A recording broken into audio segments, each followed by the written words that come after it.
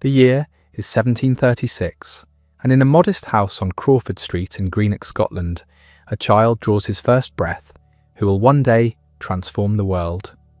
But this is not the story you think you know. This is not the simple tale of a man who improved a steam engine. This is the complete life of James Watt, a story of genius and heartbreak, of revolutionary ideas born from desperate necessity, and of a mind so brilliant it would reshape the very foundations of human civilization. Most people know James Watt as the man whose name graces the unit of power, the watt. They know him as the inventor who made the steam engine efficient. But what they don't know is the extraordinary journey that led him there. The childhood illness that nearly killed him, but gave him the solitude to develop his incredible mind. The financial struggles that drove him to the brink of despair. The personal tragedies that would have broken a lesser man. And the moment of revelation that changed everything. Not just for him, but for every person alive today. Because you see, without James Watt, there would be no industrial revolution as we know it. No factories powered by steam, no locomotives racing across continents, no ships crossing oceans with mechanical precision. The world we inhabit today, with all its technological marvels, traces its lineage directly back to the innovations of this one remarkable man. But I'm getting ahead of myself. Let me take you back to that house in Greenock, to a Scotland that was still finding its identity after the union with England, to a world where power meant wind, water and muscle, nothing more. Let me show you how a sickly child with an insatiable curiosity would grow up to unleash forces that would transform human existence itself. James Watt was born on January 19th, 1736, the son of Agnes Muirhead and James Watt Sr. His father was a successful shipwright and contractor, a man who understood the intricate mechanics of building vessels that could withstand the fierce Scottish seas.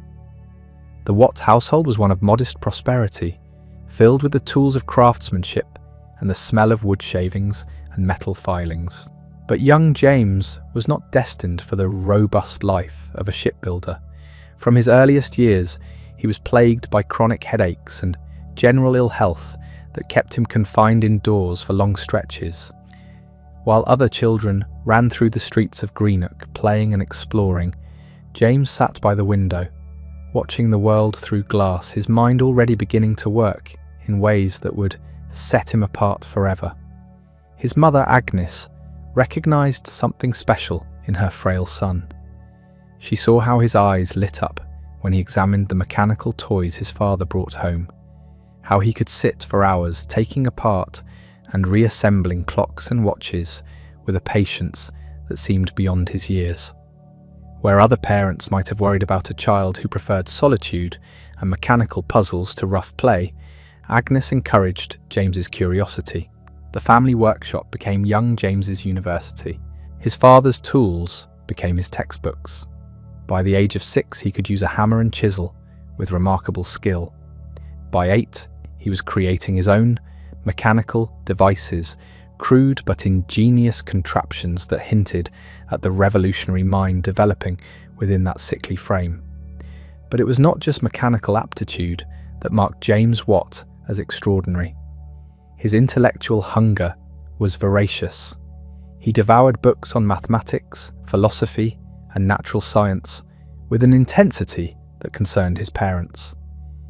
Here was a child who taught himself geometry by studying Euclid, who mastered Latin and Greek, not because he was forced to, but because he was driven by an insatiable need to understand the world around him. The local school in Greenock proved inadequate for James's rapidly expanding mind. His teacher, John Marr, quickly realised he was dealing with a student unlike any he had encountered. While other children struggled with basic arithmetic, James was solving complex mathematical problems that challenged university students.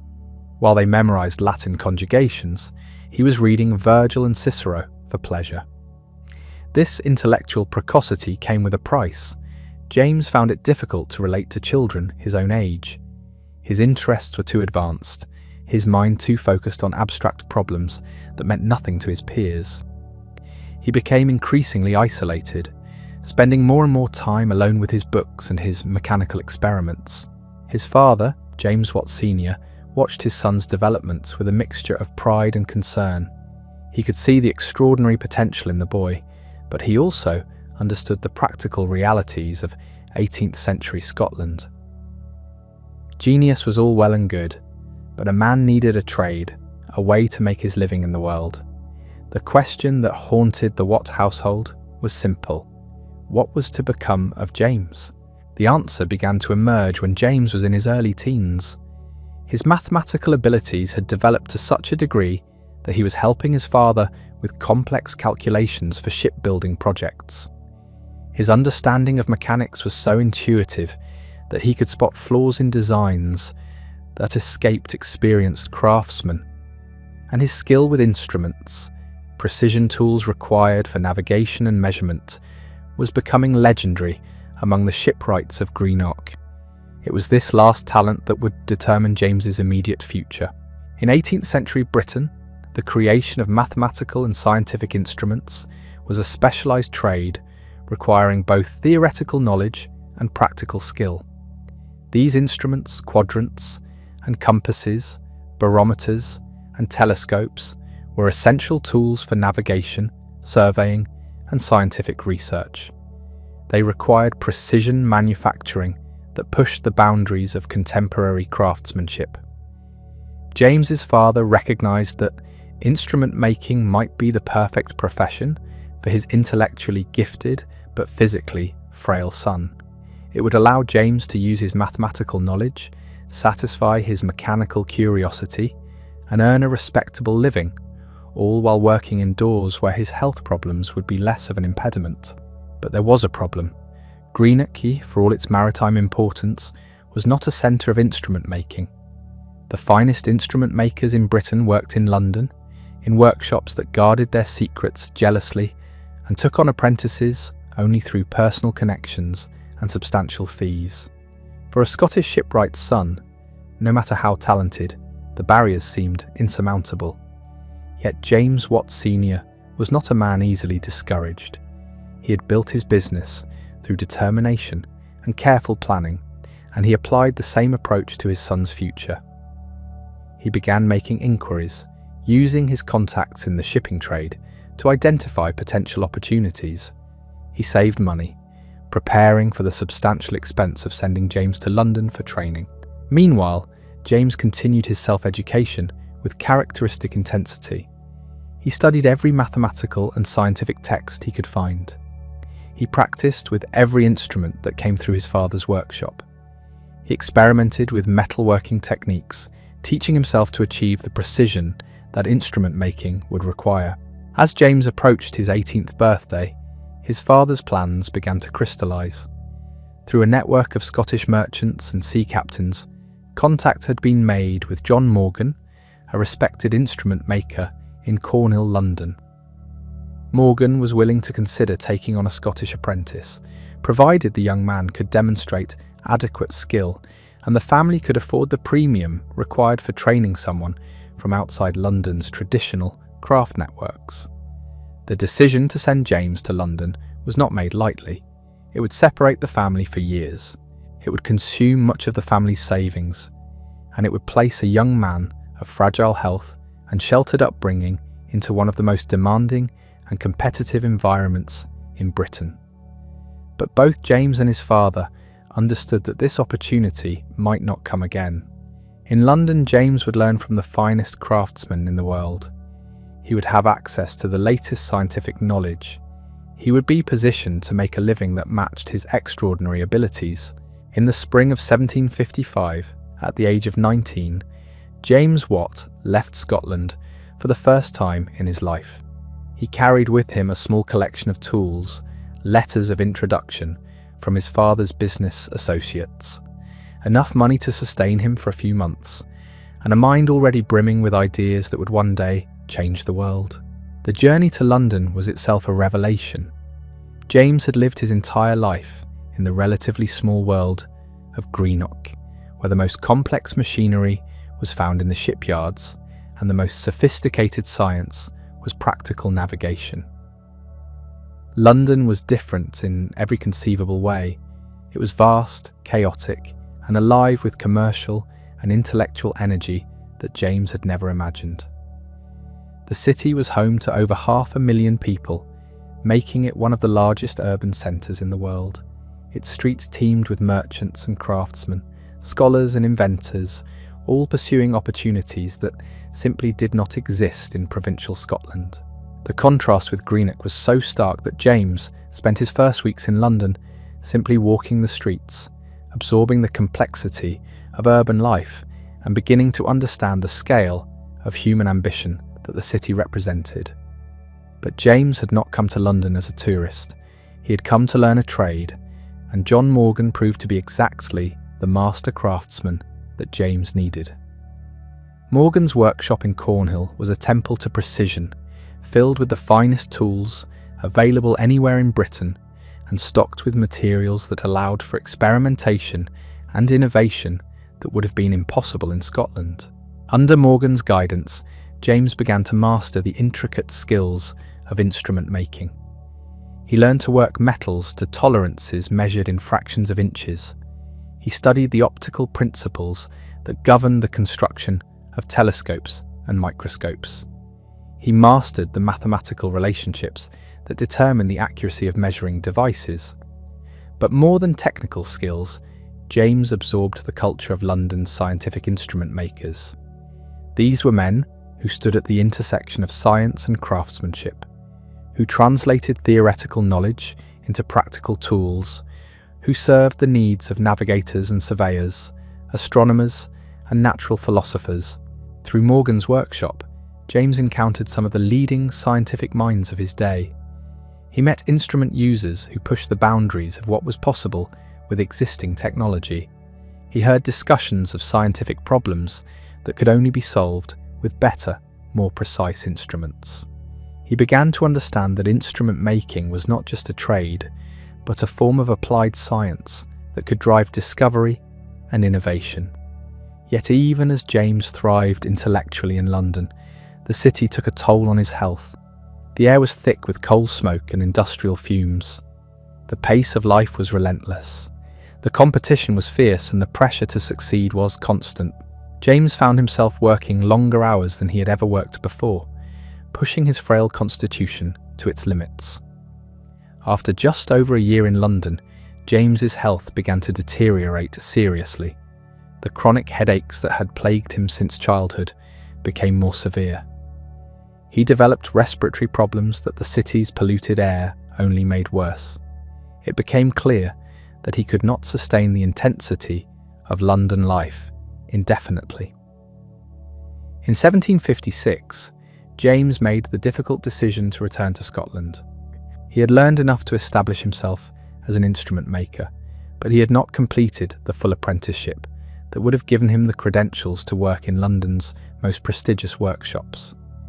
It was a compromise born of necessity, but it would prove to be one of the most important decisions of his life, because James Watt was returning to a Scotland that was beginning to experience its own intellectual awakening. The University of Glasgow was emerging as one of the leading centres of learning in Britain. Edinburgh was developing a reputation for scientific innovation that would soon rival London. And throughout Scotland, there was a growing demand for the kind of precision instruments that James had learned to make. The young man who returned to Scotland in 1756 was transformed from the sickly child who had left for London. He had acquired skills that placed him among the finest craftsmen in Britain. He had absorbed knowledge that positioned him at the cutting edge of 18th century science. And he had developed a confidence in his abilities that would soon lead him to tackle challenges that would reshape the world. But James Watt's greatest discoveries still lay ahead. The steam engine that would make him famous had not yet entered his life. The innovations that would drive the Industrial Revolution were still forming in his remarkable mind. The complete life of James Watt was just beginning to unfold. James Watt established himself in Glasgow in 1757, renting a small workshop near the university. But the path of an instrument maker in 18th century Scotland was fraught with obstacles that would have crushed a lesser spirit. The craft guilds of Glasgow viewed this young upstart with deep suspicion. Here was a man who had learned his trade in London, who possessed skills that threatened their established monopolies, who dared to set up shop without serving the traditional 7-year apprenticeship in their ranks. The incorporation of hammermen, the guild that controlled metalworking trades in Glasgow, moved swiftly to shut down this threat to their authority. They declared that James had no right to practice his trade within the city boundaries. They threatened legal action. They pressured potential customers to boycott his services. For a young man already struggling with poor health and limited finances, it seemed like the end before he had truly begun. But James Watt possessed something that his persecutors had not anticipated: the protection of the University of Glasgow itself. The university had been watching this remarkable young craftsman with growing interest. Here was someone who could create and repair the delicate scientific instruments that were becoming essential to advanced research and teaching. Professor Robert Dick of the Natural Philosophy Department recognised that James represented exactly the kind of skilled support that could elevate Glasgow's scientific reputation. In a move that would prove pivotal to the history of technology, the university offered James sanctuary within its walls. They appointed him as their official instrument maker, a position that placed him beyond the reach of the city guilds, while providing him with steady income and access to the finest scientific minds in Scotland. The workshop that James established at the University of Glasgow became far more than a place of business. It evolved into an intellectual crossroads, where theoretical knowledge met practical application, where the abstract concepts of natural philosophy were transformed into tangible instruments that could measure, calculate, and discover. James threw himself into his work with characteristic intensity. He repaired telescopes for astronomy professors, calibrated balances for chemistry experiments, and created surveying instruments for geography students. But more importantly, he began to innovate. Each repair job became an opportunity to improve upon existing designs. Each new commission pushed him to solve problems that had never been tackled before. His reputation spread quickly through the Scottish intellectual community. Professors who had initially been sceptical of this young provincial craftsman found themselves amazed by his capabilities. He could not only repair instruments with unprecedented precision, but he could explain the scientific principles behind their operation with a depth of understanding that rivaled their own. The workshop became a gathering place for Glasgow's brightest minds. Joseph Black, the brilliant chemist who would later discover carbon dioxide and develop the theory of latent heat, became a regular visitor.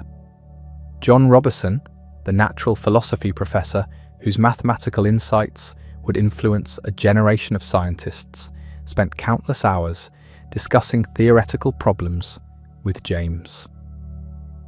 These conversations were transformative for James Watt. Through his daily interactions with university professors, he was exposed to the cutting edge of 18th century scientific thought.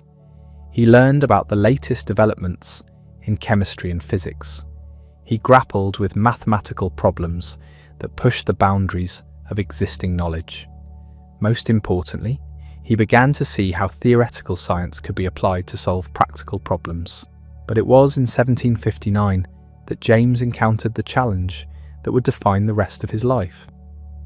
Professor John Anderson brought him a small working model of a Newcomen steam engine that had been used for teaching purposes. The model was broken, its performance so poor that it was useless for demonstration. Anderson asked James to repair it, a request that seemed routine given his growing reputation for solving mechanical problems. James approached the task with his usual methodical precision. He disassembled the model completely, studying each component with the analytical mind that had been sharpened by years of instrument making. What he discovered troubled him profoundly. The engine worked, but barely. It consumed enormous quantities of steam, to produce relatively little useful motion. The cylinder had to be alternately heated and cooled with each stroke, a process that wasted tremendous amounts of energy.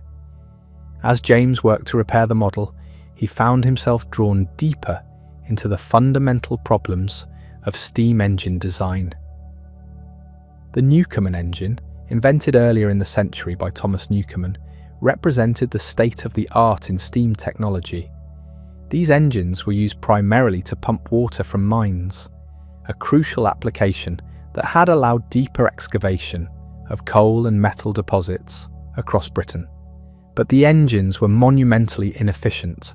They required vast quantities of fuel to generate steam, and most of that steam was wasted through the heating and cooling cycle that drove their operation.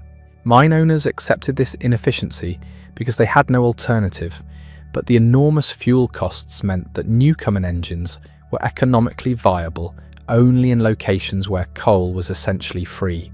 James's mathematical mind immediately grasped the scale of the waste. He calculated that the engine was using several times more steam than should theoretically be necessary. The problem, he realized, lay in the fundamental design of the system. Each time the cylinder was cooled to create the vacuum that drove the piston, all the heat energy that had been used to warm the cylinder was lost. When steam was admitted for the next stroke, much of its energy went into reheating the cylinder rather than driving useful motion. The solution, when it came to James, was so elegant in its simplicity that it seemed almost inevitable in retrospect. But finding that solution required a leap of insight that separated genius from mere competence. James realized that the heating and cooling functions could be separated. The main cylinder could be kept hot continuously, while the cooling needed to create vacuum could take place in a separate chamber connected by a valve. This separate condenser, as it would come to be known, would revolutionize steam engine design. By eliminating the need to alternately heat and cool the main cylinder, it would reduce fuel consumption by roughly 3/4. An engine that had been barely economical for pumping water from coal mines would suddenly become efficient enough to power factories, mills, and eventually locomotives and ships. But the moment of insight, brilliant as it was, represented only the beginning of James's challenges. Transforming a theoretical improvement into a working engine would require years of experimentation, substantial financial investment, and engineering solutions to problems that had never been encountered before. James began his experimental work in the university workshop, using his instrument-making skills to create small-scale models that could test his theoretical improvements. The early results were promising, but inconclusive. The separate condenser clearly improved efficiency, but other problems emerged that threatened to undermine the entire concept. The precision required for effective steam engine construction pushed the boundaries of 18th century manufacturing capabilities. The cylinder had to be perfectly round and smooth, with tolerances far tighter than anything required for conventional machinery. The piston had to fit the cylinder with minimal leakage while still allowing smooth motion. The valves had to operate with split-second timing to maximize efficiency. Each of these challenges required innovative solutions. James developed new techniques for boring cylinders, creating tools that could achieve unprecedented precision in metalworking. He experimented with different materials for pistons and seals, searching for combinations that could withstand the heat and pressure of steam operation while maintaining tight fits. The financial pressures of this extended development process began to weigh heavily on James. His instrument-making business provided a modest living, but the experimental work consumed time and resources that he could barely afford. He needed funding to build full-scale prototypes, but potential investors were skeptical of improvements to a technology that was already considered mature. It was during this period of financial strain that James formed a partnership that would prove crucial to his eventual success. John Roebuck, a successful entrepreneur who had made his fortune in chemical manufacturing, recognized the revolutionary potential of James's improvements to the steam engine. Roebuck agreed to fund the development work in exchange for a share of any future profits from the improved engine design. The partnership with Roebuck provided James with the resources he needed to build his first full-scale experimental engine, but it also introduced new pressures and complications. Roebuck was a businessman who expected results, and he grew increasingly impatient as months stretched into years without a commercially viable product. The technical challenges proved more daunting than James had initially anticipated. Scaling up from small models to full-size engines revealed problems that had not been apparent in the workshop experiments. The larger engines required more precise manufacturing than existing techniques could reliably achieve. The steam pressures and temperatures involved pushed materials beyond their tested limits. James found himself working 18-hour days, alternating between theoretical calculations and hands-on experimentation. His health, never robust, began to deteriorate under the strain. The chronic headaches that had plagued him since childhood became more severe. He developed digestive problems that were almost certainly stress-related, yet through all these difficulties, James persevered with a determination that amazed those who knew him. Professor Joseph Black, who had become not just a colleague but a close friend, watched James's struggles with growing admiration. Here was a man who refused to accept defeat, who continued to innovate even when the obstacles seemed insurmountable. The breakthrough, when it finally came, emerged from an unexpected source. James had been struggling with the problem of achieving adequate vacuum in his separate condenser when he realized that injection of cold water directly into the condenser could dramatically improve its effectiveness. This insight, building on his earlier work, finally produced an engine that delivered on the theoretical promise of his design. The first successful test of James's improved steam engine took place in 1765, nearly 6 years after he had first encountered the broken Newcomen model. The engine operated with an efficiency that stunned everyone who witnessed it. Fuel consumption was reduced by approximately 75% compared to existing engines. The power output was more consistent and reliable than anything previously achieved. But even this technical triumph did not immediately translate into commercial success. The manufacturing challenges remained formidable. The precision required for effective steam engine construction demanded techniques and materials that were expensive and difficult to obtain. Potential customers, while impressed by the engine's performance, were hesitant to invest in unproven technology. James found himself caught between technical success and commercial failure. He had created an engine that was demonstrably superior to existing alternatives, but he lacked the resources to manufacture it on a scale that would make it economically attractive. The partnership with Roebuck was providing some financial support, but not enough to overcome the enormous costs of establishing steam engine manufacturing. It was during this frustrating period that personal tragedy struck James with devastating force. His wife, Margaret Miller, whom he had married in 1764, died suddenly in 1773 after childbirth complications. The loss shattered James emotionally and left him responsible for raising their young children while struggling to develop his revolutionary engine design. The combination of personal grief, financial pressure, and technical challenges might have broken a lesser man. James sank into a deep depression that lasted for months. He questioned whether the years of work on the steam engine had been worth the sacrifice.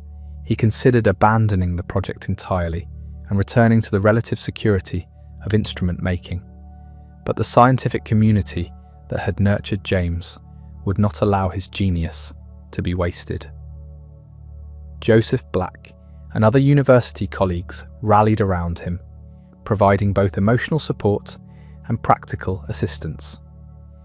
They helped care for his children during his darkest periods. They continued to encourage his work on the steam engine, even when he had lost faith in it himself. More importantly, they helped connect James with Matthew Boulton, a Birmingham manufacturer whose Soho works represented the pinnacle of 18th century industrial organisation. Bolton had been following James's work from a distance, and he recognised that the improved steam engine represented an opportunity that could transform British manufacturing. The meeting between James Watt and Matthew Bolton in 1768 marked the beginning of one of the most successful partnerships in the history of technology. Bolton possessed the manufacturing expertise, financial resources, and commercial connections that James lacked. James brought the revolutionary technology that could make them both wealthy beyond their dreams. The partnership that formed between James Watt and Matthew Bolton was unlike anything the industrial world had seen before. Bolton's Soho Works in Birmingham was already renowned as one of the most advanced manufacturing facilities in Britain, producing everything from buttons and buckles to silver plate and decorative metalwork. But Bolton possessed something far more valuable than manufacturing capability. He had vision. Where others saw James's steam engine as merely an improved water pump, Bolton envisioned a power source that could transform every aspect of human industry.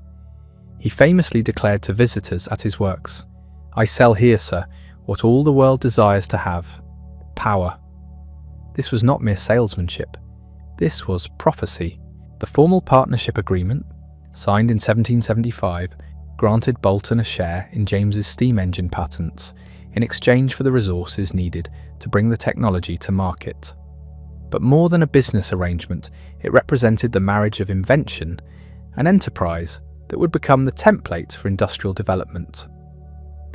Under Bolton's guidance, James relocated to Birmingham, leaving behind the academic environment of Glasgow for the rough and tumble world of manufacturing. The transition was jarring for a man accustomed to the genteel discussions of university life. Birmingham was a city of furnaces and forges, where the air was thick with smoke and the ground trembled with the rhythm of machinery. The Soho Works became James's new laboratory, but on a scale that dwarfed anything he had experienced before. Bolton employed some of the finest craftsmen in Britain, men who possessed the skills necessary to manufacture steam engines with the precision that James's designs demanded. The facility had access to the latest metalworking techniques, the most advanced tools, and a supply chain that could deliver materials from across the British Empire. Yet even with these advantages, the challenges of commercial steam engine production proved immense. Each engine was essentially a custom creation, requiring individual adjustment and modification to meet the specific needs of its application. The manufacturing tolerances were so tight that conventional quality control methods were inadequate. James found himself personally involved in the construction of every engine, checking measurements, adjusting fits, and solving problems that arose only when theoretical designs encountered practical reality. The first commercial Bolton and Watt steam engine was installed at Bloomfield Colliery in 1776, exactly 200 years before the American Revolution reached its climax.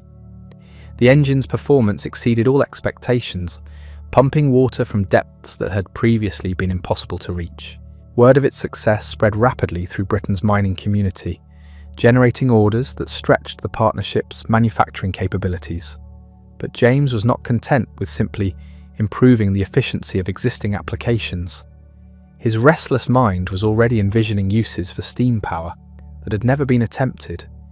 He began experimenting with rotative motion, seeking ways to convert the back and forth motion of the steam engine's piston into the circular motion that could drive machinery. The challenge was more complex than it initially appeared. The linear motion of a steam-powered piston had to be transformed into smooth, continuous rotation without losing the power that made the engine valuable. James experimented with various mechanical linkages, each presenting its own set of problems and limitations. The solution, when it emerged, demonstrated once again James's genius for elegant engineering. The sun and planet gear system he developed converted linear motion to rotative motion with remarkable efficiency, while the parallel motion linkage he invented allowed the piston to maintain perfect alignment throughout its stroke. These innovations, seemingly minor mechanical details, were actually revolutionary advances that opened entirely new applications for steam power. By the early 1780s, Boulton and Watt steam engines were powering textile mills, flour mills, breweries, and ironworks across Britain. The transformation was visible everywhere. Factories that had previously relied on water wheels or windmills for power could now operate continuously, regardless of weather or water flow. Production capacity increased dramatically, while costs fell steadily. The economic impact was staggering. Industries that had been constrained by geographical limitations suddenly found themselves free to locate wherever labour and materials were most advantageous. Cities began to grow around steam-powered factories, creating new patterns of settlement and employment that would define the industrial age. James watched this transformation with a mixture of pride and bewilderment. The quiet instrument maker who had struggled to repair a broken model steam engine had unleashed forces that were reshaping British society. His engines were creating wealth on a scale that previous generations could not have imagined, but they were also disrupting traditional ways of life with a ruthlessness that troubled his gentle nature. The financial rewards were substantial. The partnership with Boulton was generating profits that made James one of the wealthiest men in Britain. But wealth brought its own complications. He found himself drawn into patent disputes with competitors who sought to circumvent his innovations. He faced constant pressure to improve and refine his engines as customers demanded ever greater efficiency and reliability. More challenging still was the burden of fame. James had never sought public attention, preferring the quiet satisfaction of solving technical problems to the acclaim of society. But his steam engine had made him a celebrity throughout the scientific and industrial communities. Visitors came from across Europe to see the engines in operation and to meet the man who had created them. The recognition was gratifying, but it came at a cost. James found it increasingly difficult to find time for the experimental work that had always been his greatest pleasure. The demands of commercial production left little opportunity for the kind of open-ended investigation that had led to his greatest discoveries. Yet even as he struggled with the pressures of success, James continued to innovate. He developed the double-acting engine, which used steam pressure on both sides of the piston to increase power output.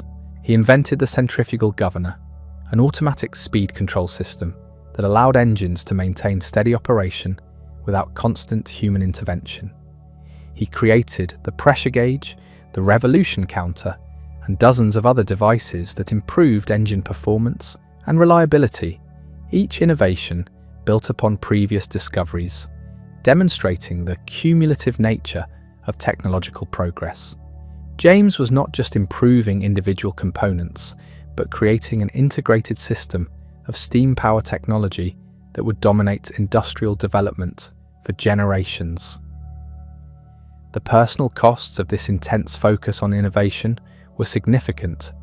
James's health, never robust, deteriorated under the constant pressure of technical challenges and commercial demands. His second marriage, to Anne MacGregor in 1777, provided emotional stability and domestic happiness, but it could not eliminate the stress of managing a rapidly growing business while pushing the boundaries of engineering knowledge. The 1780s marked the peak of James's creative output. Working 18-hour days, he refined every aspect of steam engine design, from the fundamental thermodynamic principles that governed operation to the smallest mechanical details that determined reliability.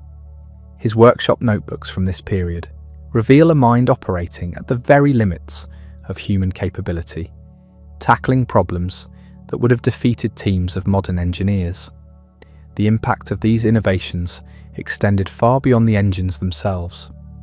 The precision manufacturing techniques developed for steam engine production advanced the entire field of mechanical engineering. The metallurgical knowledge gained from working with high-pressure steam improved methods for producing iron and steel. The mathematical analysis required for engine design contributed to the development of thermodynamics as a scientific discipline. By 1790, Boulton and Watt engines were operating throughout Britain and beginning to spread to continental Europe and the American colonies. The company had become the dominant force in steam power technology, with a reputation for quality and innovation that commanded premium prices in every market. Yet James remained essentially unchanged by his success. He continued to live modestly, to work with his hands as well as his mind, and to approach each new problem with the same methodical precision that had characterized his earliest instrument-making projects. Fame and wealth had not corrupted the essential character that had made his achievements possible. The steam engine technology that James had developed was beginning to find applications that he had never imagined. Inventors and entrepreneurs across Britain were experimenting with steam-powered vehicles, steam-powered boats, and even steam-powered aircraft. The power source that had begun as an improved mine pump was evolving into the foundation for an entirely new form of civilization. But perhaps the most significant development was the growing recognition that steam power represented more than just a technological advancement. It was becoming clear that James's innovations had unleashed forces that would transform not just industry, but society itself. The concentration of power that steam engines made possible was creating new forms of economic organization, new patterns of social relationships, and new possibilities for human achievement. The young man who had left Scotland with dreams of becoming an instrument maker had become something far greater. He had become the architect of the modern world, the man whose genius had given humanity dominion over forces that had previously been beyond human control. And yet, despite all his achievements, James Watt's greatest contributions to human progress were still to come. The decade of the 1790s brought James Watt to the pinnacle of his influence, but also confronted him with challenges that tested every aspect of his character. The steam engine that had begun as a solution to mining problems was now driving a transformation so profound that contemporaries struggled to comprehend its implications. Yet with this success came responsibilities that weighed heavily on a man who had always preferred the quiet certainty of mechanical problems to the messy complexities of human affairs. The Boulton and Watt partnership had evolved into something approaching a monopoly on efficient steam power. Their engines were not merely superior to the competition, they were revolutionary improvements that rendered older technology obsolete. This dominance brought enormous profits, but it also attracted the kind of scrutiny and criticism that James had never anticipated when he first began tinkering with that broken model in Glasgow. Patent disputes became a constant source of stress. Competitors across Britain attempted to circumvent James's innovations through clever modifications and legal challenges. Each case required detailed technical testimony, forcing James to spend countless hours in courtrooms explaining the intricacies of steam engine design to judges and juries who barely understood basic mechanical principles. The most significant challenge came from Jonathan Hornblower, an engineer who claimed to have independently developed improvements similar to James's separate condenser.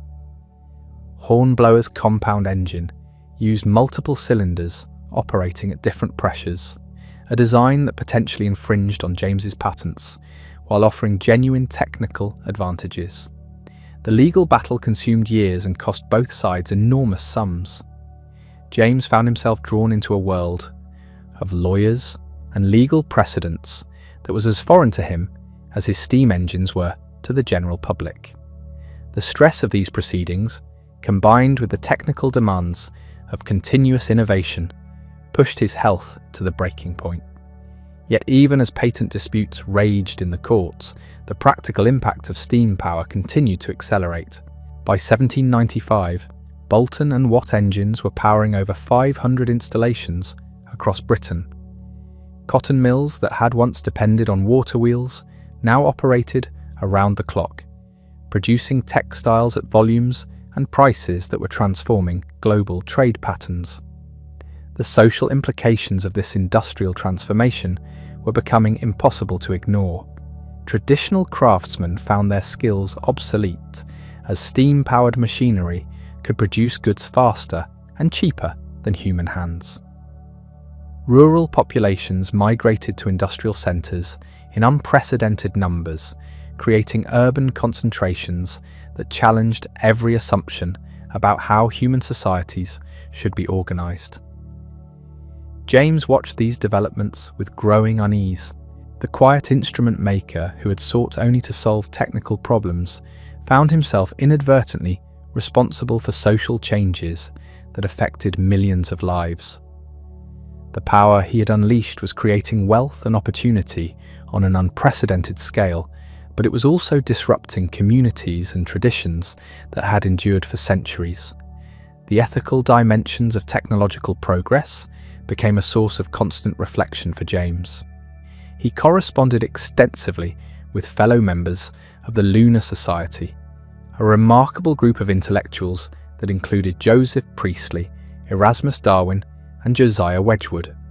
Their discussions ranged far beyond technical matters to encompass philosophy, politics, and the moral responsibilities of those who possessed the power to reshape society. These conversations provided James with a framework for understanding his role in the broader sweep of human progress. The Lunar Society members shared a belief in the power of reason and scientific inquiry to improve the human condition. But they also recognized that progress came with costs that had to be carefully weighed against benefits. The French Revolution, which erupted in 1789, added urgency to these philosophical discussions. The violent overthrow of traditional authority across the English Channel raised questions about whether technological change might trigger similar upheavals in Britain. Conservative critics began to argue that steam power and industrial development were undermining the social stability that had made British prosperity possible. James found himself caught between conflicting pressures. Radicals praised him as a liberator who had given humanity new sources of power and opportunity. Conservatives blamed him for disrupting traditional relationships between masters and workers, landlords and tenants, urban and rural populations. Neither characterization felt accurate to a man who had simply sought to build better engines. The personal toll of these public controversies was substantial. James had always been a private person who preferred mechanical problems to human politics. The constant attention and criticism wore on his nerves and contributed to the chronic health problems that had plagued him since childhood. His workshop at Soho became a refuge from these pressures. Among his tools and instruments, James could return to the pure problem-solving that had always given him the greatest satisfaction. He continued to refine steam engine design, developing new solutions to persistent challenges while exploring entirely new applications for steam power. One area that particularly captured his imagination was the possibility of steam-powered transportation. James had long recognized that his engines could potentially propel vehicles, but the technical challenges seemed insurmountable. The engines were too heavy and consumed too much fuel to be practical for most transportation applications. Yet he persevered with characteristic determination. Working with his son James Watt Jr., who had inherited much of his father's mechanical aptitude, he developed lighter, more efficient engine designs specifically intended for mobile applications. Their experiments included steam carriages, steamboats, and even theoretical designs for steam-powered flight. The breakthrough in marine applications came through collaboration with other inventors who shared James's vision of steam transportation. Robert Fulton, the American engineer who would later achieve fame with his steamboat designs, corresponded extensively with James about the technical requirements for successful steam navigation. These discussions revealed the complexity of applying steam power to transportation. The engines had to be not only efficient but also compact, reliable, and capable of operating under conditions far more variable than those found in stationary installations. Every component had to be redesigned for mobile operation, from the boiler that generated steam to the mechanical linkages that converted power to motion. James's contributions to transportation technology were more theoretical than practical during his active career.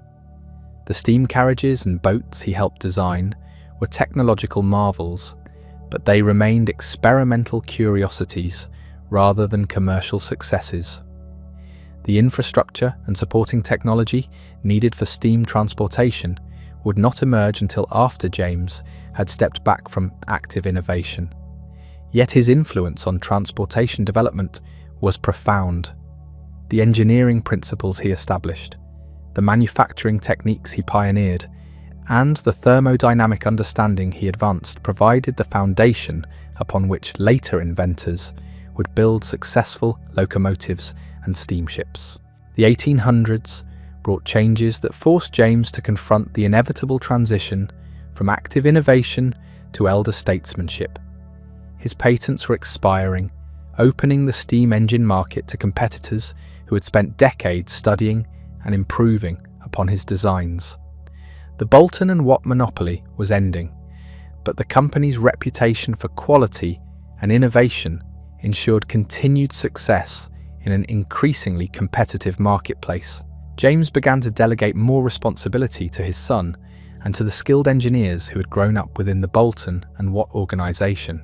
This transition was not easy for a man who had personally overseen every aspect of engine design and production for decades, but it was necessary for both his health and the company's future.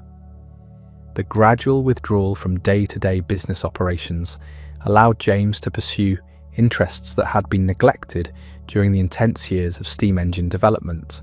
He returned to his first love, scientific instrumentation, developing new devices for measurement and analysis that incorporated lessons learned from decades of steam engine work. His later inventions included improvements to surveying instruments, advances in chemical analysis equipment, and innovations in precision manufacturing that would influence industrial development for generations. These contributions, while less dramatic than the steam engine, demonstrated the breadth of James's mechanical genius and his continued commitment to advancing human knowledge. The recognition that came with these later years was gratifying but also bittersweet. James received honours from scientific societies across Europe, including election to the Royal Society of London and corresponding memberships in academies from Paris to St. Petersburg. Visitors from around the world made pilgrimages to Birmingham to meet the man whose inventions had transformed their nation's economies. Yet James remained fundamentally unchanged by fame and acclaim. He continued to work with his hands, to experiment with new ideas, and to approach each problem with the same methodical precision that had characterized his earliest instrument-making projects. The wealth and recognition were welcome, but they had not altered the essential character that had made his achievements possible.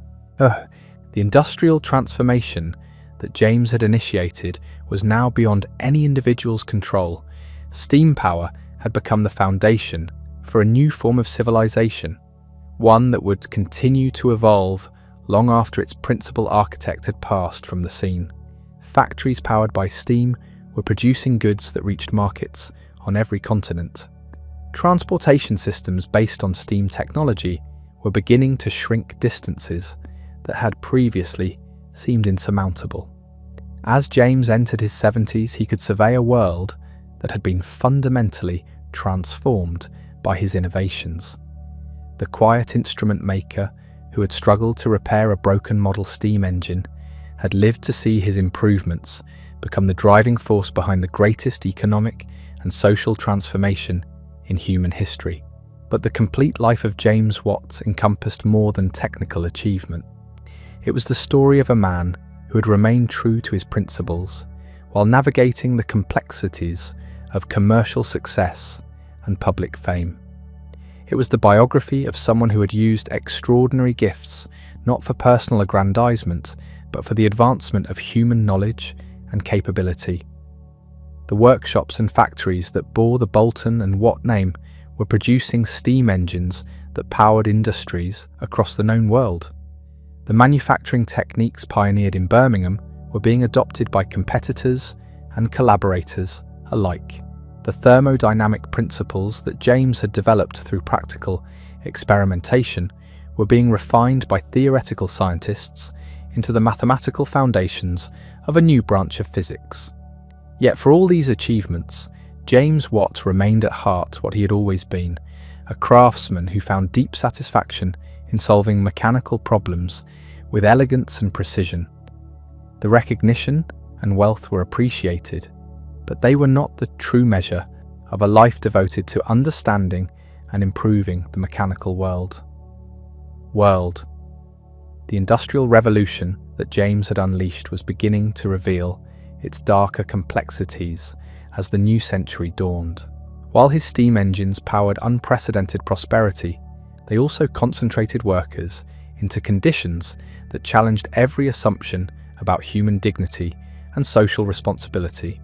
The gentle inventor who had sought merely to improve mechanical efficiency found himself grappling with moral questions that had no clear technical solutions. Reports filtered back to Birmingham from the industrial centres where Bolton and Watt engines operated around the clock. Children as young as 6 worked 14-hour shifts in textile mills, their small fingers nimble enough to tie broken threads while massive steam-powered machinery thundered around them.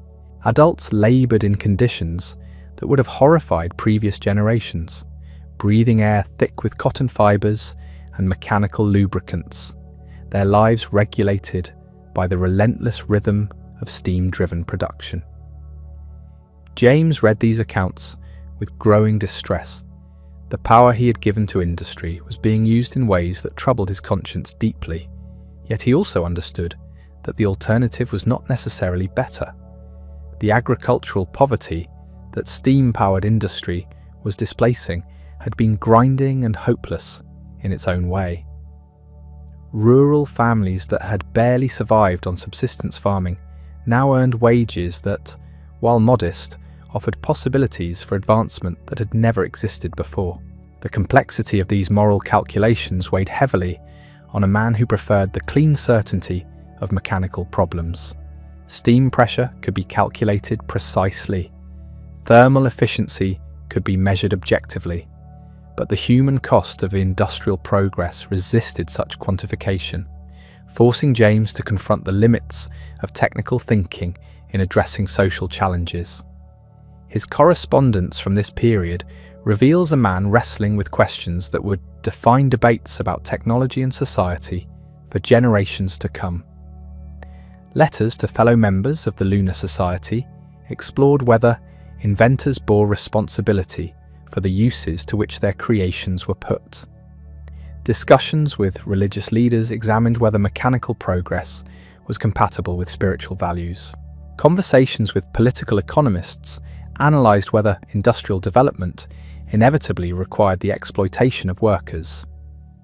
These philosophical struggles were complicated by James's continuing involvement in technical development. Even as he questioned the social implications of steam power, he could not resist pursuing improvements that would make engines more efficient, more reliable, and more widely applicable. The inventor's compulsion to solve problems was stronger than his concerns about their consequences. His workshop at Soho became a laboratory for innovations that would define the next phase of industrial development. Working with his son and a team of skilled engineers, James developed high-pressure steam engines that were smaller and more powerful than anything previously achieved. These advances opened possibilities for applications that had been technically impossible with earlier designs. The high-pressure engines required entirely new approaches to safety and control. Steam pressures that could drive more compact machinery also posed greater risks of catastrophic failure.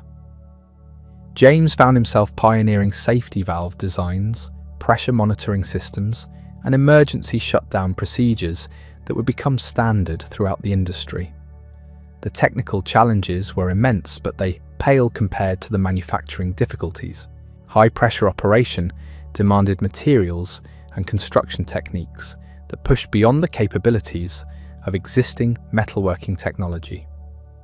James worked with iron founders and steel makers to develop alloys that could withstand the stresses involved. He collaborated with precision toolmakers to create manufacturing equipment capable of the tolerances required. Each advance in steam engine technology created ripple effects throughout the industrial economy. More efficient engines reduce fuel costs, making steam power economical in applications where it had previously been prohibitively expensive. Smaller engines enabled steam power to be used in workshops and small factories that had been unable to justify the investment in earlier, larger systems. The multiplication of steam-powered facilities accelerated the transformation of British society in ways that James could observe from his Birmingham workshop. Villages grew into towns as workers migrated to take advantage of industrial employment. Towns expanded into cities as steam-powered transportation made it possible to supply larger populations with food and materials from distant sources. The railroad development that would define the mid-19th century was beginning to emerge from experimental projects scattered across Britain. James watched with fascination as engineers adapted his steam engine designs for locomotive applications, solving problems of mobile operation that he had explored theoretically but never fully implemented. The collaboration between stationary and mobile steam applications created synergies that accelerated development in both areas. Improvements in locomotive boilers enhanced the efficiency of factory engines. Advances in factory engine controls improved the reliability of transportation systems. The entire field of steam technology was evolving through the cross-fertilization of different applications. James's role in this expanding technological ecosystem was changing from direct invention to consultation and guidance. Younger engineers brought him problems that required his unique combination of theoretical understanding and practical experience. He became a mentor to a generation of innovators who would carry steam technology far beyond what he had originally envisioned. The transition from active inventor to elder advisor was not always smooth. James had spent decades solving problems through direct experimentation and hands-on development. The collaborative approach that characterized later steam engine advancement required him to trust others to implement his ideas and to accept that their solutions might differ from his own approaches. Yet this evolution also brought satisfactions that James had not anticipated. Watching his students and colleagues develop innovations that surpassed his own achievements provided a different kind of fulfillment than personal discovery. The knowledge that his work had established foundations upon which others could build gave him confidence that his contributions would endure long after his own active involvement ended. The international recognition that accompanied James's later years brought opportunities to influence steam engine development beyond Britain's borders. Correspondence with engineers across Europe and America allowed him to share technical knowledge while learning about applications and innovations that were emerging in different industrial environments. French engineers were adapting steam technology for applications that reflected their nation's different industrial priorities. German manufacturers were developing precision techniques that enhanced the reliability of steam-powered machinery. American inventors were creating steam systems suited to the vast distances and abundant resources of their expanding continent. Each international exchange enriched James's understanding of steam technology's potential, while revealing the diverse ways that different cultures approached mechanical innovation. The steam engine that had emerged from British mining needs was being transformed by global application into something far more versatile and powerful than its origins suggested. The economic implications of this international steam engine development were staggering. Nations that adopted steam technology gained enormous advantages in manufacturing productivity, transportation efficiency, and military capability. Those that failed to embrace steam power found themselves increasingly disadvantaged in competition with more technologically advanced rivals. James watched this global transformation with a mixture of pride and apprehension. The power he had unleashed was reshaping the balance between nations just as it had transformed the relationship between social classes within Britain. Steam technology was becoming a source of national strength that could determine the outcome of economic competition and military conflict. The responsibility implied by this influence troubled James throughout his later years. The quiet instrument maker had inadvertently become one of the most consequential figures in human history, but he had never sought such influence and was not entirely comfortable with its implications. The mechanical problems that had always fascinated him were proving to have consequences that extended far beyond the workshop. His personal life during this period provided some refuge from these larger concerns. His marriage to Anne McGregor had brought stability and happiness that helped him cope with the pressures of fame and commercial success. Their home became a sanctuary where James could pursue interests that had been neglected during the intense years of steam engine development. Gardening became a particular passion, offering both physical exercise and mental relaxation that complemented his mechanical work. James applied the same methodical approach to plant cultivation that had characterized his engineering projects, experimenting with growing techniques and developing innovations in garden design that reflected his understanding of mechanical principles. The precision and patience required for successful gardening appealed to the same aspects of James's character that had made him an effective inventor. Both activities required careful observation, systematic experimentation, and the ability to learn from failure while persisting toward long-term goals. His workshop remained active throughout these later years, but the focus shifted from commercial development to pure research and experimentation. James pursued projects that interested him personally rather than those that promised commercial returns. This freedom allowed him to explore areas that had been set aside during the pressured years of establishing the steam engine business. Chemical analysis became a particular fascination, building on connections with Joseph Black and other chemist colleagues from his Glasgow years. James developed new instruments and techniques for analysing the composition of materials, work that contributed to the emerging science of chemistry, while satisfying his lifelong interest in precision measurement. The mathematical aspects of steam engine operation continued to intrigue him as well. James worked to develop more sophisticated understanding of the thermodynamic principles that govern steam power, creating theoretical frameworks that would influence the development of physics as well as engineering. These later investigations demonstrated the breadth of James's intellectual interests and capabilities. The man, known primarily for steam engine innovation, was equally capable in other fields of scientific and technical inquiry. His approach remained consistent across all areas, characterized by careful observation, systematic experimentation, and rigorous analysis of results. The recognition that came with advancing age brought honours that James accepted with characteristic modesty. Election to prestigious scientific societies, honorary degrees from major universities, and visits from distinguished scholars from around the world acknowledged his contributions to human knowledge and technical progress. Yet James remained essentially unchanged by these accolades. He continued to work with his hands, to approach problems with the same methodical precision that had characterized his earliest projects, and to find satisfaction in solving technical challenges regardless of their commercial or social significance. The steam engine technology that had made him famous was continuing to evolve in directions that sometimes surprised him. Applications that he had never considered were emerging as other inventors applied his principles to new problems.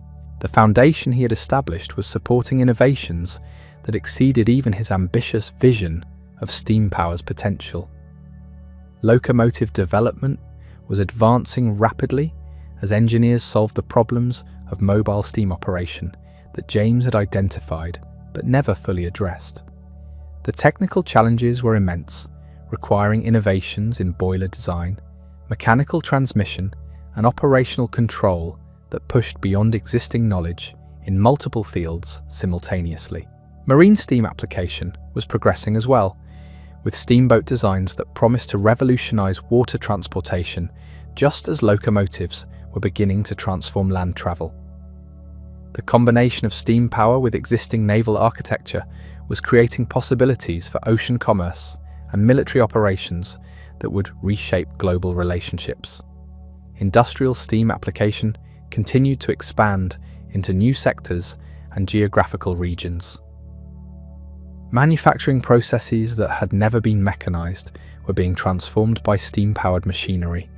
Agricultural operations were beginning to incorporate steam technology for tasks ranging from grain processing to field cultivation.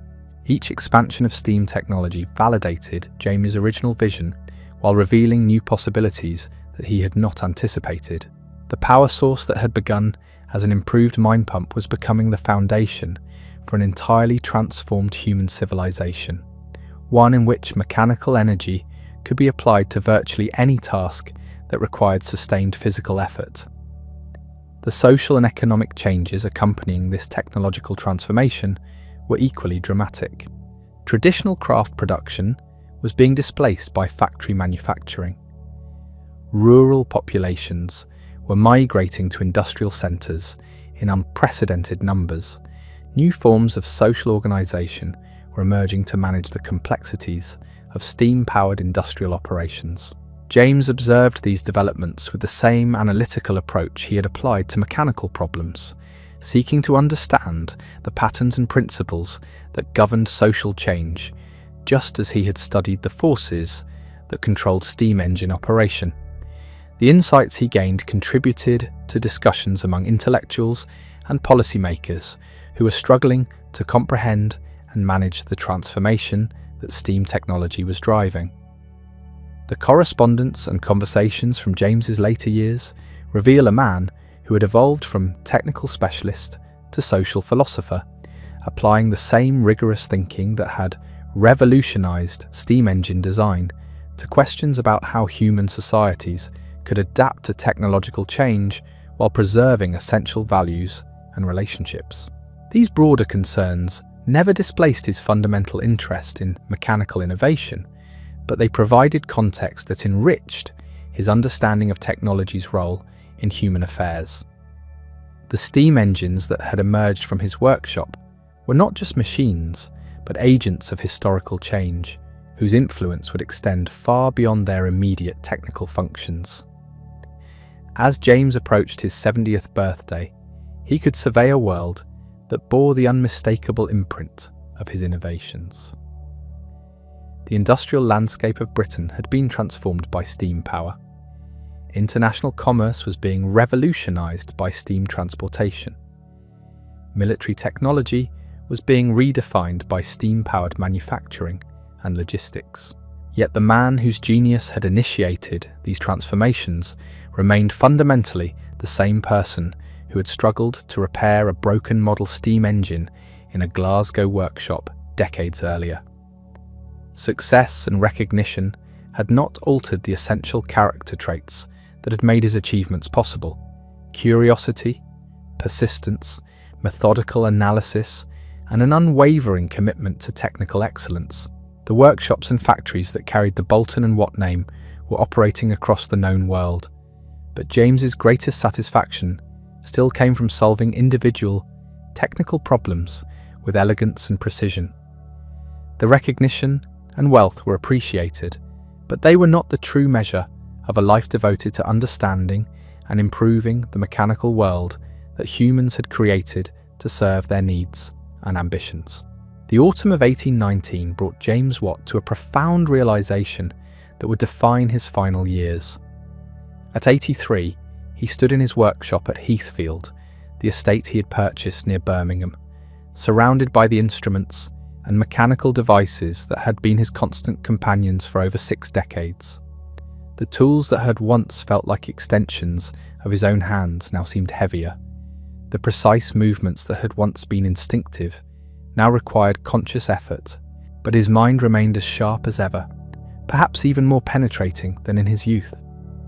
The accumulated wisdom of a lifetime spent solving mechanical problems had given him insights that transcended the purely technical. He could see patterns in the development of steam technology that younger engineers missed, connections between seemingly unrelated innovations that revealed the underlying logic of technological progress. The workshop at Heathfield had become something unique in the industrial world. Part laboratory, part museum, part sanctuary, it housed the most complete collection of steam engine development artifacts anywhere in existence. James had preserved every significant prototype, every failed experiment, every successful innovation that had marked his journey from instrument maker to industrial pioneer. Visitors came regularly to see these mechanical treasures, but James found that he enjoyed the conversations even more than the demonstrations. Young engineers brought him problems that challenged his experience and kept his analytical abilities sharp. Established inventors sought his perspective on developments that were pushing steam technology in directions he had never imagined. These interactions revealed how profoundly the field had evolved since his early innovations. The steam engines being developed in the 1820s operated at pressures that would have terrified the engineers of his generation. The applications being explored ranged from massive factory installations to delicate scientific instruments that required precision beyond anything previously achieved. Yet the fundamental principles remained those that James had established decades earlier. The separate condenser that had been his breakthrough innovation was still the heart of efficient steam operation. The thermodynamic relationships he had discovered through practical experimentation were being refined by mathematical analysis, but their essential validity remained unquestioned. The recognition of this continuity provided James with deep satisfaction during his final years. The work he had done in his small Glasgow workshop had established foundations that were supporting innovations he could never have anticipated. The theoretical understanding he had developed through hands-on experimentation was being confirmed by scientists whose mathematical sophistication far exceeded his own. His correspondence from this period reveals a man at peace with his achievements while remaining intellectually engaged with ongoing developments. Letters to former colleagues and younger engineers discuss technical problems with the same precision that had characterized his active years, but with a perspective enriched by decades of experience and reflection. The international recognition that had accumulated throughout his career reached its culmination during these final years. Scientific societies across Europe elected him to honorary memberships. Universities granted him degrees that acknowledged not just his technical contributions, but his influence on the broader development of human knowledge. Governments awarded him honours that recognized the economic and social transformations his innovations had enabled. James accepted these accolades with characteristic modesty, understanding that they represented appreciation not just for his individual achievements, but for the collaborative enterprise of technological development that he had helped to establish. The steam engine had never been the product of a single mind, but rather the result of countless innovations, improvements, and applications developed by engineers and inventors across multiple generations. His own role in this collaborative enterprise had been crucial but not exclusive. He had provided key insights at critical moments, but others had contributed equally important advances at different stages of development. The success of steam technology reflected the cumulative effect of many minds working on related problems, rather than the isolated genius of any individual inventor. This perspective influenced James's approach to documenting his contributions for posterity. Rather than emphasizing his personal achievements, he focused on describing the technical problems that had driven his innovations and the experimental methods that had led to solutions. His notes and correspondence from this period provide invaluable insights into the process of invention rather than just the results. The manufacturing techniques that had been developed for steam engine production were finding applications far beyond their original purpose. The precision boring methods created for engine cylinders were being adapted for firearms production. The metallurgical advances required for high-pressure boilers were improving the quality of iron and steel used throughout industry. These secondary effects of steam engine development demonstrated the interconnected nature of technological progress. Innovations in one field created capabilities that enabled advances in seemingly unrelated areas. The cumulative effect was an acceleration of technical development that was transforming the entire industrial landscape. James watched this technological acceleration with fascination and some concern. The pace of change was increasing beyond what any individual could fully comprehend or control. The steam technology that had taken him decades to develop was being improved and modified at rates that would have been inconceivable during his active years. The social implications of this accelerating change were equally profound. The industrial centres powered by steam technology were growing into cities larger than anything previously seen in human history. The concentration of population and economic activity was creating new forms of social organisation that challenged traditional assumptions about how human communities should function. The transportation revolution that James had anticipated was finally becoming reality.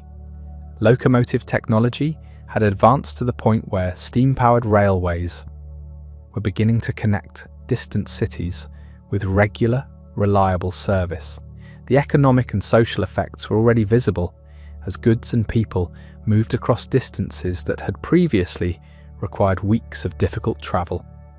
Maritime steam transportation was advancing even more rapidly. Steamships were crossing oceans with schedules that defied wind and weather, creating possibilities for international commerce and communication that were reshaping global relationships.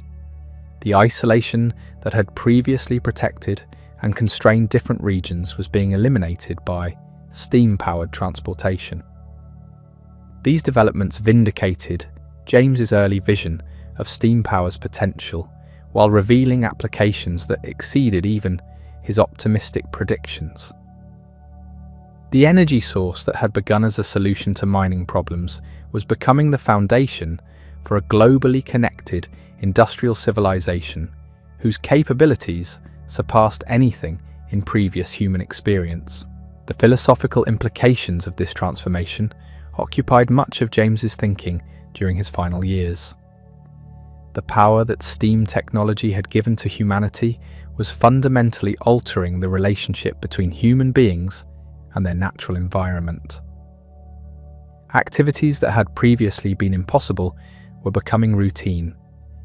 Distances that had once seemed insurmountable were being reduced to minor inconveniences. Yet this enhanced capability came with the responsibilities that society was still learning to manage. The industrial processes powered by steam technology were consuming natural resources at unprecedented rates. The concentration of production in steam-powered factories was creating social problems that had no historical precedents. The environmental effects of coal combustion, on the scale required for widespread steam operation, were beginning to become apparent. James's correspondence with fellow members of the Lunar Society during this period explored these emerging challenges with the same analytical rigor that had characterized their earlier discussions of technical problems. The questions were more complex than any mechanical puzzle, involving interactions between technology, economics, social organization, and environmental systems that defied simple analysis. The solutions, when they could be identified at all, required forms of cooperation and coordination that went far beyond what had been necessary during the early phases of steam development. Individual inventors and entrepreneurs could no longer address the challenges that their innovations had created. Collective action involving governments, businesses, and civil society organizations was becoming necessary to manage the consequences of technological progress. These broader concerns never overshadowed James's fundamental fascination with mechanical innovation. His workshop remained active throughout his final years, focused on projects that satisfied his intellectual curiosity rather than commercial objectives. The freedom to pursue pure research and experimentation provided satisfactions that had been impossible during the pressured years of establishing the steam engine business.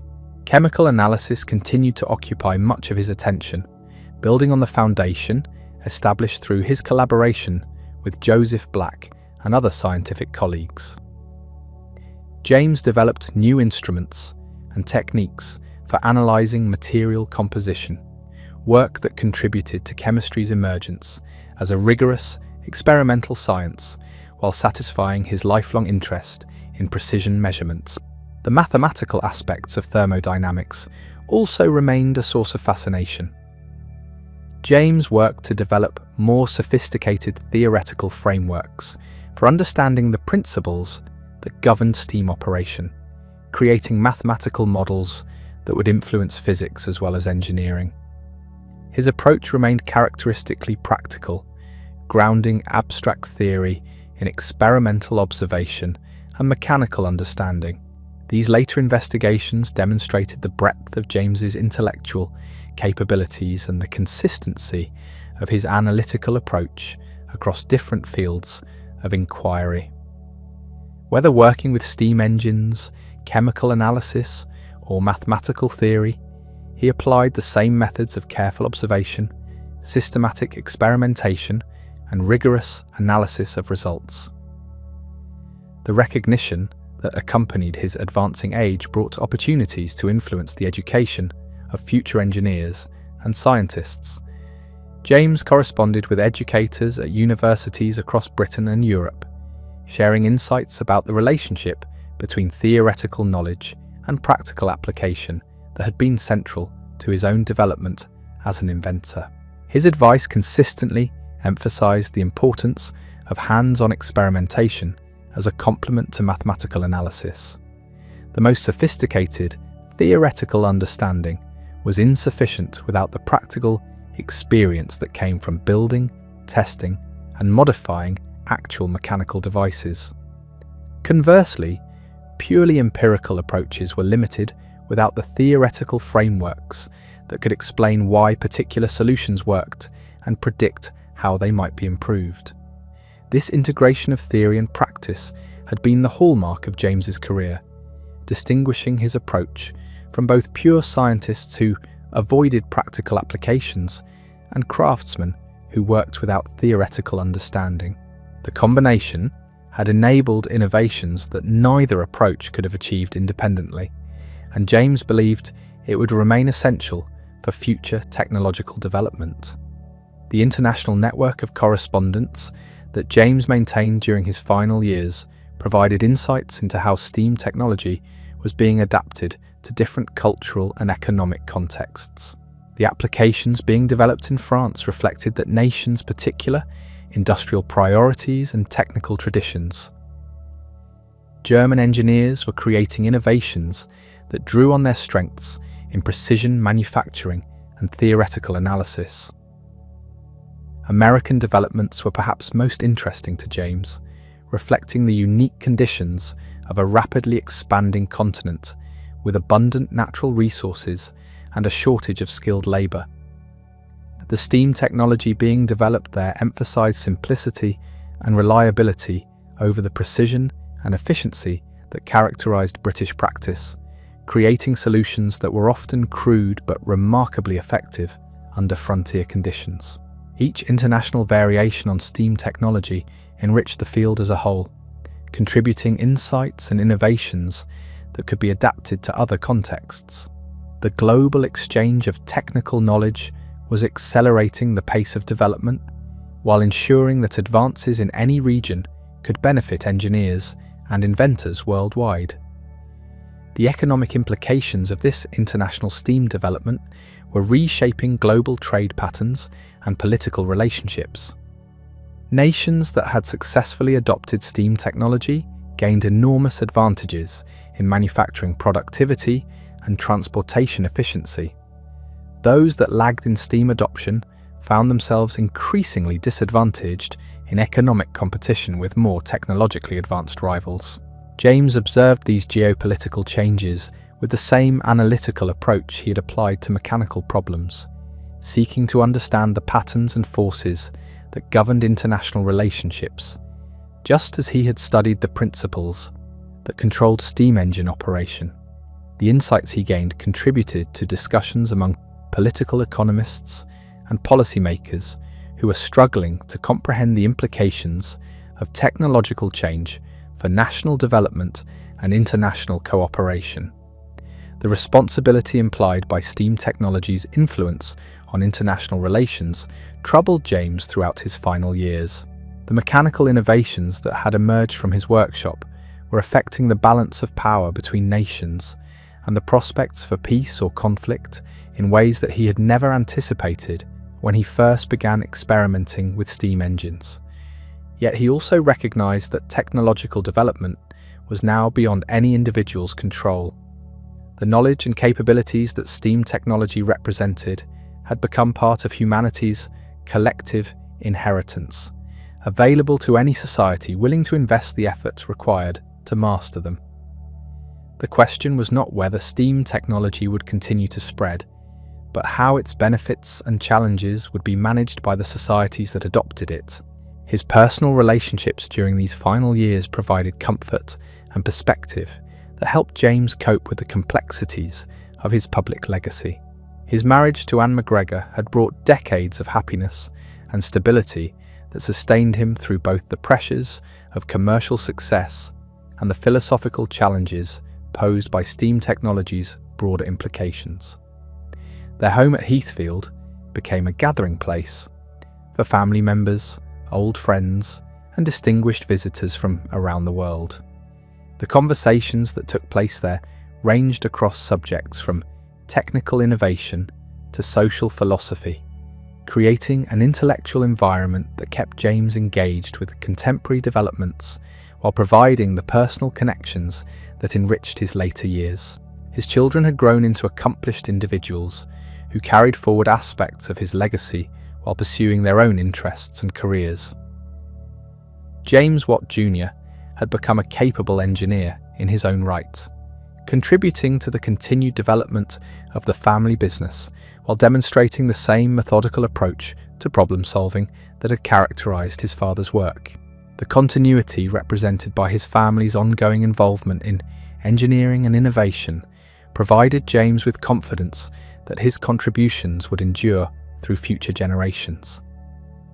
The knowledge and values that had guided his career were being transmitted to successors who would adapt them to new challenges and opportunities that he could not foresee.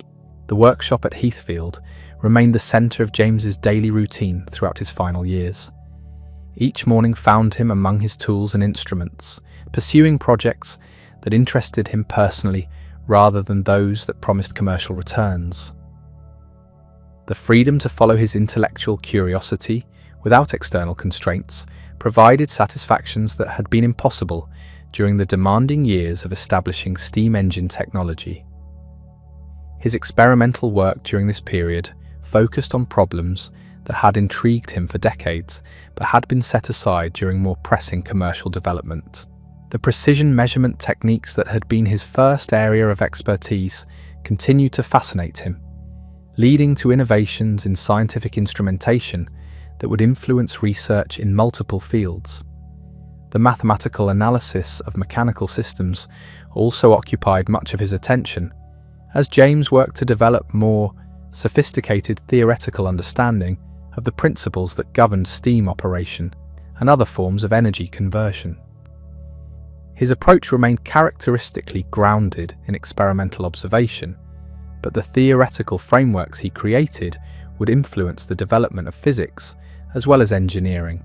These later investigations demonstrated that James's intellectual capabilities remained undiminished by age, even as his physical energy declined. The same analytical rigor that had revolutionized steam engine design was being applied to problems that pushed the boundaries of contemporary scientific knowledge, creating insights that would benefit future generations of researchers and inventors. The legacy that James was consciously shaping during his final years extended far beyond his technical contributions to encompass the methods and values that had guided his career. Through his correspondence, his conversations with visitors, and his careful documentation of experimental procedures, he was transmitting not just knowledge, but approaches to problem solving that would influence technological development long after his own direct contributions had ended. The integration of theoretical understanding with practical experimentation that had characterized his work represented a model for how future engineers and inventors could address the increasingly complex challenges that technological progress was creating. The patient, methodical approach to problem solving that had enabled his breakthrough innovations would remain relevant regardless of how much the specific technologies might evolve. As James approached his 80th birthday, he could survey a world that bore the unmistakable imprint of his innovations while remaining confident that his most important contributions were the intellectual and methodological foundations he had established, rather than any particular mechanical device. The steam engines that had made him famous were already being superseded by newer designs, but the principles and approaches he had developed would continue to guide technological development for generations to come. The workshops and laboratories that carried forward his legacy were scattered across the industrialized world, but they all reflected the same commitment to rigorous analysis, careful experimentation, and the integration of theoretical knowledge with practical application that had defined his career. The recognition and influence he had achieved were gratifying, but they were less important than the knowledge that his work had established foundations upon which others could build achievements that would surpass his own. The morning of August 25th, 1819, dawned grey and still over Heathfield. James Watt rose as he had for decades, moving slowly through the familiar ritual of preparing for another day in his workshop. But something felt different this morning. His hands, which had crafted the most precise instruments of his age, trembled slightly as he reached for his morning tea. The chronic headaches that had plagued him since childhood had returned with renewed intensity, accompanied by a weakness that no amount of rest seemed to alleviate. Anne watched her husband with growing concern. At 83, James had remained remarkably active, his mind as sharp as ever, despite the physical frailties that came with advanced age. But the past few weeks had brought changes that could not be ignored. His appetite had diminished. His energy flagged earlier each day. Most troubling of all, the man who had always found solace in mechanical work was spending more time sitting quietly, lost in contemplation. The workshop that had been James's refuge for so many years now seemed to exhaust him. Projects that would once have occupied him for hours were abandoned after minutes. The precision work that had always given him such satisfaction became increasingly difficult as his eyesight dimmed and his hands lost their steadiness. Yet he persevered with characteristic determination, unwilling to surrender entirely to the limitations that age was imposing. His final months were marked by a series of small farewells that spoke to the breadth of relationships he had cultivated over 8 decades of extraordinary life. Old friends made pilgrimages to Heathfield to share memories and express gratitude for his influence on their careers and thinking. Former students brought news of innovations that built upon foundations he had established. Fellow members of the Lunar Society gathered for conversations that ranged across the scientific and philosophical questions that had occupied their collective attention for decades. Each visit reinforced James's understanding of how profoundly his work had shaped not just technology, but the entire intellectual culture of his era. The methodical approach to problem solving that he had developed had influenced fields far beyond steam engine design. The integration of theoretical knowledge with practical experimentation that had characterized his career had become a model for scientific and technical investigation across multiple disciplines. The correspondence that continued to arrive from around the world provided evidence of steam technology's ongoing evolution in directions that sometimes surprised even its principal architect. Engineers in America were developing locomotive designs that pushed beyond anything attempted in Britain. French inventors were creating steam-powered machinery for applications that had never been considered. German manufacturers were achieving levels of precision in steam engine construction that exceeded even the exacting standards James had established. Yet each innovation validated principles that James had established decades earlier through his painstaking experimental work. The separate condenser remained the heart of efficient steam operation. The thermodynamic relationships he had discovered continued to govern energy conversion processes. The manufacturing techniques he had pioneered were being refined, but not fundamentally altered by successive generations of engineers. This continuity provided James with deep satisfaction during his declining months. The knowledge that his contributions would endure long after his personal involvement ended gave meaning to the physical deterioration he was experiencing. The steam engines bearing the Bolton and Watt name would eventually be replaced by newer designs, but the intellectual foundations he had established would continue to support technological development indefinitely. His family gathered around him during these final weeks with a devotion that reflected the love and respect he had earned through decades of quiet integrity. James Watt Jr. had become not just a capable engineer, but a worthy successor who would carry forward the family tradition of technical excellence combined with ethical responsibility. The grandchildren who played in the gardens at Heathfield represented a future that would inherit both the benefits and the challenges of the industrial transformation that their grandfather had initiated. The conversations that took place around James's bedside during his final days revealed the philosophical depth that had always underlain his technical achievements. He spoke of his gratitude for the opportunities he had been given to contribute to human knowledge and capability. He expressed hope that future generations would use the power that technology provided with wisdom and compassion. Most importantly, he emphasized his belief that the pursuit of understanding was itself a form of service to humanity, regardless of any practical applications that might result. On August 25th, 1819, as the summer evening settled over the Midlands countryside, James Watt drew his final breath. He died peacefully in his own bed, surrounded by family members who had been witnesses to one of the most extraordinary lives in human history. The man who had transformed the world through the power of steam passed away as quietly as he had lived, without drama or fanfare, but with the knowledge that his work would continue to influence human affairs for centuries to come. The immediate response to James's death reflected the recognition that Britain had lost one of its most consequential citizens. Newspapers across the nation published lengthy obituaries that attempted to capture the magnitude of his contributions to industrial development.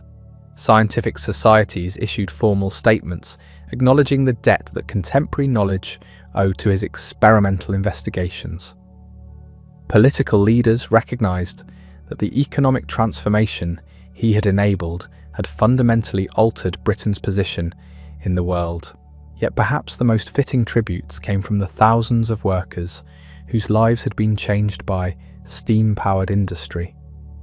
The factory operatives who earned wages that previous generations could never have imagined. The locomotive engineers who travelled distances that had once required weeks in a matter of hours. The sailors who crossed oceans with mechanical precision regardless of wind or weather. All of these people, whether they knew it or not, were beneficiaries of innovations that had emerged from James Watt's workshop. The funeral that took place at Handsworth Parish Church was attended by representatives of every aspect of British society that had been touched by steam technology. Prominent scientists and engineers came to pay their respects to a colleague whose contributions had elevated their entire field. Manufacturers and entrepreneurs acknowledged the debt that their prosperity owed to his innovations. Workers and craftsmen recognized that the opportunities they enjoyed were built upon foundations he had established. The gravestone that marks James Watt's final resting place bears a simple inscription that would have pleased the modest man who lies beneath it. Rather than elaborate claims about his achievements, it records basic facts about his birth and death, his marriage and family, his membership in learned societies. The monument relies on understated dignity rather than grandiose assertions, reflecting the character of a man who had always preferred substance to showmanship. But the true monument to James Watt was not carved in stone. It was built in iron and steel in the thousands of steam engines that powered the industrial transformation he had initiated. It was visible in the factories and mills, the locomotives and steamships, the entire technological infrastructure that had emerged from his breakthrough insights about steam power efficiency. Most importantly, it was embodied in the intellectual traditions he had established. The methodical approaches to problem solving that would continue to drive innovation long after the specific technologies he had created became obsolete.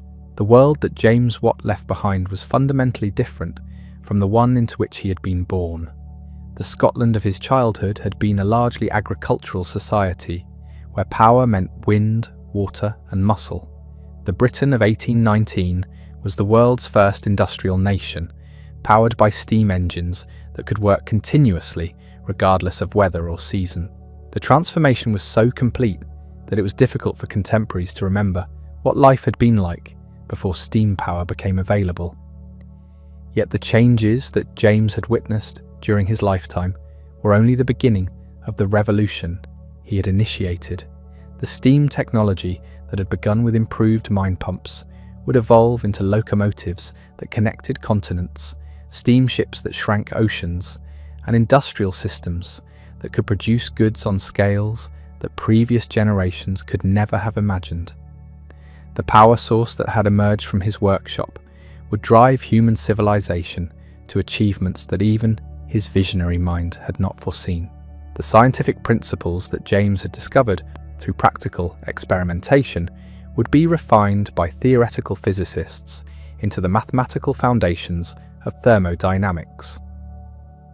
The manufacturing techniques he had pioneered would evolve into precision engineering capabilities that could create mechanisms of extraordinary complexity and reliability.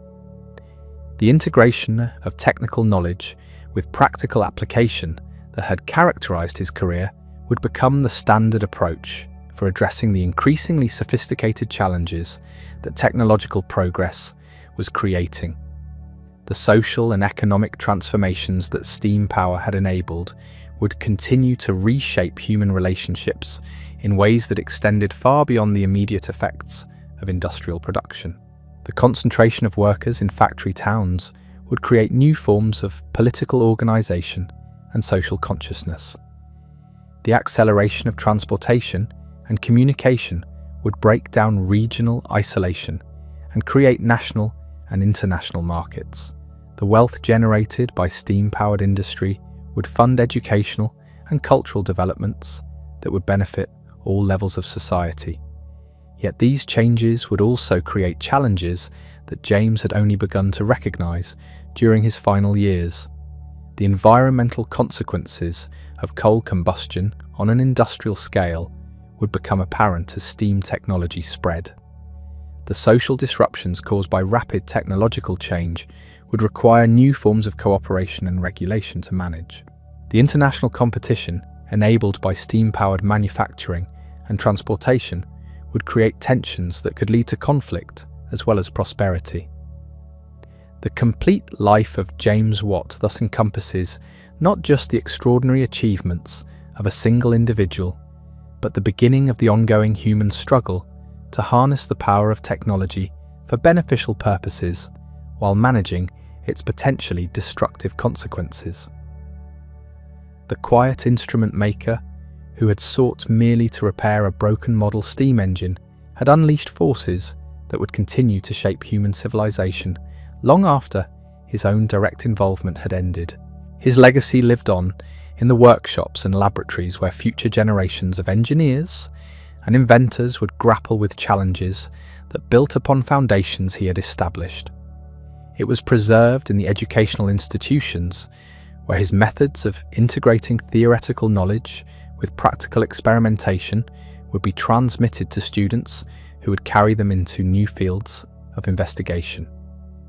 Most importantly, it was embodied in the continuing human commitment to understanding and improving the mechanical world that serves our needs and ambitions. The steam age that James Watt had initiated would eventually give way to other forms of power and technology, but the intellectual and methodological contributions he had made would prove more enduring than any particular mechanical device. The careful observation, systematic experimentation, and rigorous analysis that had characterized his approach to problem solving would remain relevant regardless of how much the specific technologies might evolve. As the industrial world that he had helped to create continued its relentless expansion throughout the 19th and 20th centuries, James Watt's influence could be traced through every development that built upon the foundations he had established.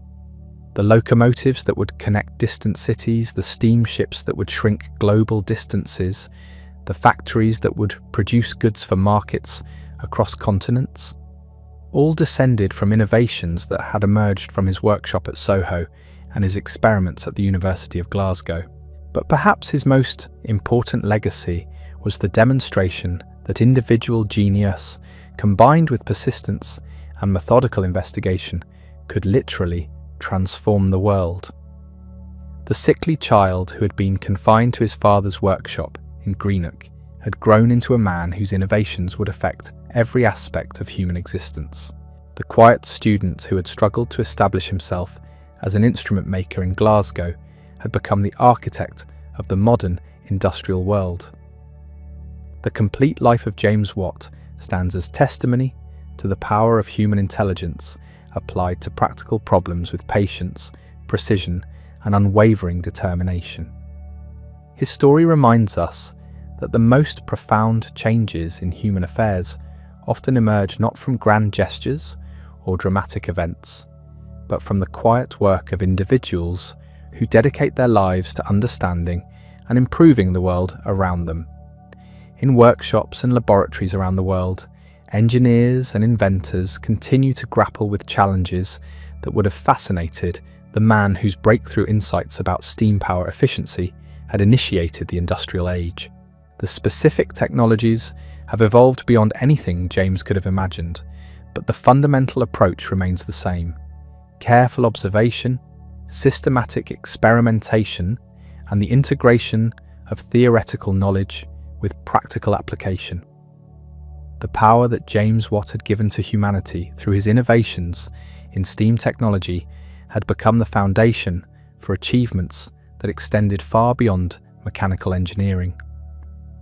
The wealth generated by steam-powered industry had funded scientific research, educational institutions, and cultural developments that had enriched human civilization in countless ways.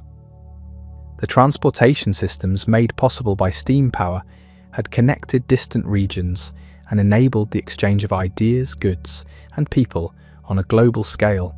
Yet the challenges that accompanied these achievements would have troubled the gentle inventor who'd always been concerned about the human consequences of technological change. The environmental degradation caused by industrial development, the social disruptions created by rapid technological change, the international tensions arising from competition for technological advantages, all represented aspects of his legacy that he would have found deeply troubling. The complete story of James Watt thus encompasses both the extraordinary achievements and the ongoing challenges that result from human attempts to harness natural forces for beneficial purposes. His life demonstrates both the tremendous potential and the serious responsibilities that accompany technological innovation, lessons that remain as relevant today as they were during the steam age he helped to create. The morning mist hung low over Handsworth Parish Church as they laid James Watt to rest. But across Britain, the steam engines he had perfected continued their relentless rhythm, breathing life into the new world he had created. The sickly child who had sat by his window in Greenock, watching the world through glass while his mind worked in ways that would set him apart forever, had become the architect of human civilization's greatest transformation. From that broken model steam engine at the University of Glasgow to the thousands of Bolton and Watt machines powering mills and mines across the globe, James had unleashed forces that would reshape every aspect of human existence.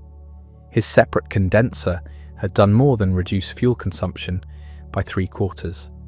It had given humanity dominion over mechanical power itself, freeing us from the ancient limitations of wind, water, and muscle. But this was never just a story about steam engines. This was the story of how one man's insatiable curiosity, methodical precision, and unwavering determination could literally transform the world. The quiet instrument maker who preferred the certainty of mechanical problems to the acclaim of society had inadvertently become one of the most consequential figures in human history. The man whose genius bridged the gap between theoretical knowledge and practical application. Today, every time you flip a switch, start an engine, or marvel at the machines that surround us, you are witnessing the continuation of a revolution that began in a small workshop in Scotland over 2 centuries ago.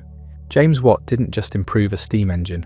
He taught us that the power to change everything lies not in grand gestures, but in the patient work of understanding how the world works and making it work better.